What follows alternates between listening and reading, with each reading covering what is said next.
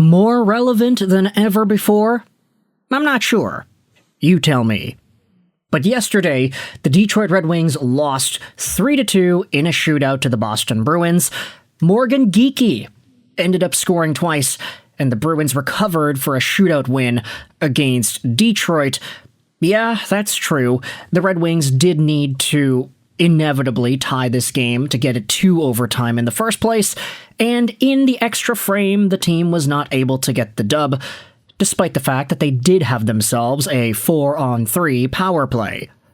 Say what you want about the Detroit Red Wings, but 0 for 5 on the man advantage is probably not the right way to go about winning hockey games, but at the end of the day, this was a game that they did not get the dub in.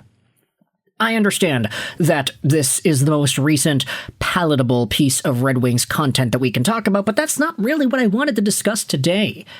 Instead, I wanted to dive into and respond to the Detroit Red Wings' second most recent hockey game, because they ended up playing off against the Tampa Bay Lightning, where they got absolutely smoked 6-3, and you saw this interview posted by Michael Whitaker that talks about Dylan Larkin's response to it all. A little fragile. Larkin makes tough admission after the third straight Red Wings loss. Now, this is a Reddit post by MKK4. If you click on it, it goes straight over to this piece posted on thehockeynews.com by Michael Whitaker. I wanted to dive into Dylan Larkin, D-Boss, and the comments that he made after the Red Wings lost to Tampa Bay. Not necessarily because I want to do a ha gotcha moment where we look at the Boston game and we say, ha, look at that, they're not doing the things that they said they should do. I don't want to make it seem like growth or significant improvement can happen over the course of one game or a few days, but I just wanted to spread this out there, because I do think that Larkin's comments are quite interesting after saying that the team is a little fragile after their loss against Tampa. Take a look at this over here. Detroit Red Wings team captain Dylan Larkin acknowledged that the Red Wings are a little fragile after they had dropped their third straight game, a 6-3 decision to the Tampa Bay Lightning at Little Caesars Arena. It's not easy to score 3 goals on Tampa and their goaltender Andrei Vasilevsky during a game, but it's what the Red Wings managed to do on Saturday afternoon. The only problem was that once again they weren't able to keep the puck out of their own net. Multiple defensive turnovers spelled defeat for the Red Wings, as they dropped a 6-3 final score at Little Caesars Arena for their third straight consecutive regulation defeat. Hey, I guess you could say at the very least the Red Wings are now losing games in a shootout rather than in regulation. They're getting points, right? Perhaps even more worrying is the fact that it was the fourth time in the last 4 games that the Red Wings have allowed at least 4 goals. While head coach Todd McClellan has repeatedly spoken of essentials like mental fortitude, team captain Dylan Larkin acknowledged that the club is a bit brittle right now.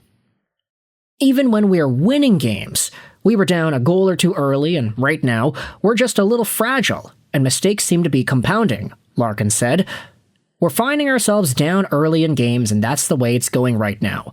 There's a blueprint in how we play well, and you saw parts of it on Friday. But in this league, against a team like that, you have to be ready all 60 minutes and show what you are made of all those 60.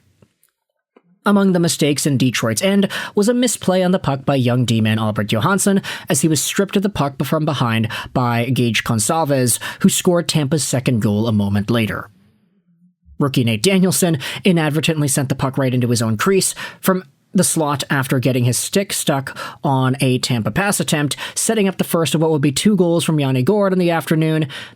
And then finally, Mo Seider misplaced the puck behind his own net during the third period, leading directly to Jake Gensel's deflection goal seconds later. The Red Wings have shown at various points this season that they're capable of putting together consistent 60-minute efforts. A prime example of it was their victory earlier on November 16th over the New York Rangers at MSG, arguably their most complete defensive performance of the campaign. Conversely, the Wings have also strayed away from what has made them successful at various points, with their recent losses to the NHL worst Nashville Predators and on Saturday against Tampa being prime examples. Comfer, who had scored the game's opening goal, said that although younger players' fear of making a mistake can sometimes cause exactly that, good players and teams find ways to stay consistent regardless of how long they've been in the National Hockey League. You're going to learn in this league a bunch of different ways, even guys that aren't in their first year. It could be their third, fourth, sixth, seventh years. It's a battle to be consistent in this league, and the good players do it. The good teams do it. Now, that's a pretty positive sentiment from Comfer at the end of this piece, but I did think that this admission was quite intriguing from Captain D Boss himself. We're a little fragile, and the mistakes we're making seem to be compounding. We're losing games because we're finding ourselves down early. And hey, all the power to the Boston Bruins. It wasn't really like, though, that the Red Wings were down super early in this one. I mean, the first goal was scored just 4 minutes into the second, so that was 23-ish minutes of hockey played without any goals. It's not like the Wings were down early, per se, but still, they were down for a substantial time before Lucas Raymond tied it up at the start of the third period. But if we head over to the Detroit Red Wings subreddit, let's go out there and read what some of the responses were to these Larkin comments from Red Wings fans.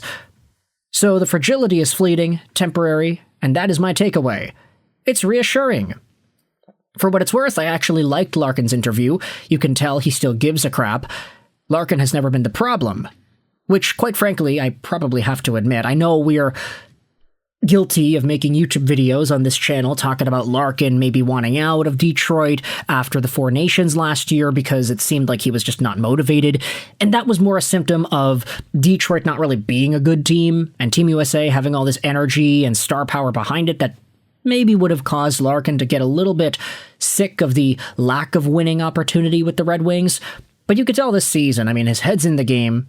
Lots of the guys up top are scoring points. Larkin's looking motivated, and he is a leader, right? He is the captain of the team, so you can definitely tell he gives a damn about the way this team plays. Here's Fish and Chips going out there and dissecting the Larkin assessment here. We've gone through how many head coaches during this rebuild? 3? No matter the coach, the Red Wings have the same problems. No one wants to skate, no one wants to check, no one wants to win. The only time they show an ounce of grit is after getting their behinds chewed out by Todd McClellan, and that lasts as most 2 games at a time. I love Larkin as a player, but at some point we have to start looking at the leadership on this team, because it seems a whole lot more systemic than the coaching staff. Steve needs to cut out the locker room cancer, whatever it is. I don't think it's anyone in the player leadership group, but they need to step up and figure out what the problem in there is. So, Fish and Chips is turning to a potentially unseen, unknown problem that has caused the Wings to play like this for the past 3 coaches' worth of time. Whether or not you agree with this assessment that there is some sort of a bug preventing the Red Wings from getting that determination in them, that's your prerogative. You can let me know in the comments all your opinions. But I'd probably go out there and say that Larkin isn't really the problem, and there are a bunch of folks that are responding, hey, they're a young team, they're not necessarily in a position where that's the biggest thing here. I can't agree with this comment more, It's a Crap Box says. They simply need to do the work. They have skill. However, they lack the internal motivation to commit to 60 minutes of complete effort 82 times a year. If they did that, they may not win every game, but it wouldn't be because they didn't at least try. I don't think there is any amount of leadership that can fix this team. The lineup just isn't good enough, and Yzerman needs either to start making decisions or he needs to leave. Outside of the top guys, no one on this team generates any offense. On defense, whenever Seider and Edmondson aren't on the ice, it feels like they're guaranteed to get a grade A scoring chance against, and the goalies aren't bailing them out. How does Larkin fix that? He can't give a speech to suddenly make the players on the team less crap. The Red Wings are way too mediocre outside of a few players, and Steve needs to spend some of the assets he's been hoarding. So, various discussions here at the heart of the Red Wings' problems. You can let me know your thoughts as to whether or not one perspective or another is more correct.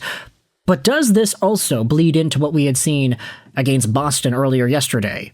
You can let me know your thoughts in the comments, whether or not that actually is a connecting thought here, whether or not leadership has something to do with it, whether or not it's straight up just the fragility of the team at this moment. Is this a symptom of a bigger Red Wings problem that is extended for years, or is this just a bump in the road? You can let me know your thoughts in the comment section below. I'll leave a link in the description of the article that we had looked at here on the Hockey News. I hope you enjoyed this video. And bye.